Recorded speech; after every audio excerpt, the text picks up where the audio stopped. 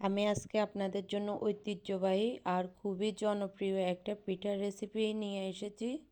রেসিপিটি হলো পোয়া পিঠা। কিভাবে তুলতুলে নরম আর ফুলকো পোয়া পিঠা বানাবেন, টিপস অ্যান্ড ট্রিক্স সহ সহজ পিঠা রেসিপিটাই শেয়ার করব। পোয়া পিঠা বানানোর জন্য এখানে আমি একটি বাটি নিয়ে নিয়েছি। এখন এর মধ্যে দিয়ে দিচ্ছি 1.5 কাপ ভিজা চালের গুঁড়ি। আপনার হাতের কাছে শুকনো ভিজা যে চালের গুঁড়িটাই অ্যাভেলেবেল থাকে আপনি সেটা দিয়ে বানিয়ে নিতে পারেন পিঠাটা।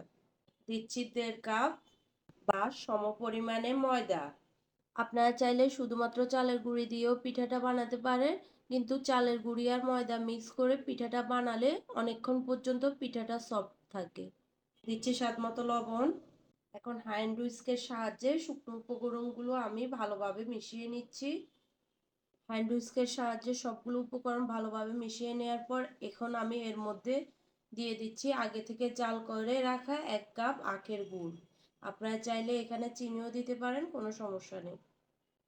আখের গুড়টাকেও এখন আমি ভালোভাবে মিশিয়ে নিচ্ছি। আপনারা চাইলে পিঠার ব্যাটারটা হাত দিয়েও মাখিয়ে নিতে পারেন। এখন অল্প অল্প করে কুসুম গরম পানি দিয়ে আমি পিঠার একটা ব্যাটার তৈরি করে নিচ্ছি।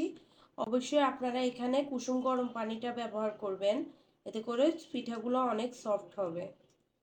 আর পানিটা অবশ্যই অল্প অল্প করে দিবেন, এতে করে আপনার পিঠার ব্যাটারটা ঠিক মতো হবে। পাতলা বা ঘন হয়ে যাওয়ার চান্স কম থাকবে। সম্পূর্ণ ব্যাটারটা করে নেওয়ার পর আমার কতটুকু পানি লেগেছে সেটা আমি আপনাদেরকে বলে দিব। আমার পিঠার ব্যাটারটা বানানো হয়ে গিয়েছে, এখানে আমার টোটাল 1.5 কাপ পানি লেগেছে। আপনাদের একটু কম বেশি লাগতে পারে। এখন আমি পিঠার ব্যাটারটাকে হ্যান্ড হুইস্কের সাহায্যে খুব ভালোভাবে ফেটিয়ে নিচ্ছি, এতে করে পিঠেগুলো ফুলতে সুবিধা হবে। আপনারা এই ছোট ছোট টিপস অ্যান্ড ট্রিক্সগুলো খেয়াল করবেন। খুব ভালোভাবে হ্যান্ড হুইস্কের সাহায্যে পিঠার ব্যাটারটা মিশিয়ে নেওয়ার পর এখন একটা সাইডে আমি ব্যাটারটাকে 10 মিনিটের জন্য রেস্টে রেখে দিব। 10 মিনিট রেস্টে রাখার পর এখন আমি পিঠাগুলো ফাইনালি বানাতে চলে যাব। বানানোর আগে আমি হ্যান্ড হুইস্ক দিয়ে ব্যাটারটাকে আরেকটু মিশিয়ে নিচ্ছি। পিঠার ব্যাটারের ঘনত্বটা আমি আপনাদেরকে দেখিয়ে দিচ্ছি। এটা খুব বেশি পাতলাও না, খুব বেশি ঘনও না, এমন টাইপসের একটা ব্যাটার হবে। পিঠাগুলো বানানোর জন্য চুলায় আমি একটা কড়াই বসিয়ে দিয়েছি।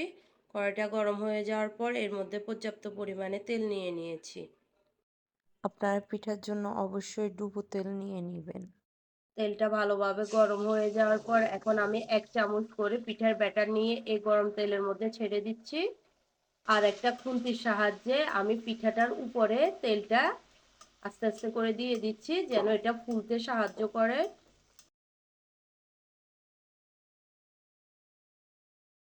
মাশাআল্লাহ, দেখুন পিঠাটা কি সুন্দর করে ফুলেছে।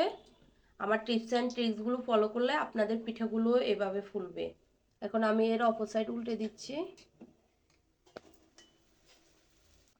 পিঠাটা আমার 2 সাইড খুব ভালোভাবে হয়ে গিয়েছে। এখন আমি একটা ছাঁকনির সাহায্যে তেল ঝরিয়ে পিঠাটাকে কিচেন টিস্যুর উপর তুলে নিচ্ছি। এভাবে আমি প্রত্যেকটা পিঠা বানিয়ে নিব। প্রত্যেকটা পিঠাই আমার বানিয়ে নেওয়া হয়ে গিয়েছে। আর এগুলো কতটা সফট হয়েছে আমি আপনাদেরকে একটা ভেঙে দেখাচ্ছি। এর উপর সাইডটা হয়েছে ক্রিস্পি আর ভিতর সাইডটা হয়েছে নরম ফুলকো। এর জন্য এই পর্যন্তই। আল্লাহ হাফেজ, আসসালামু আলাইকুম।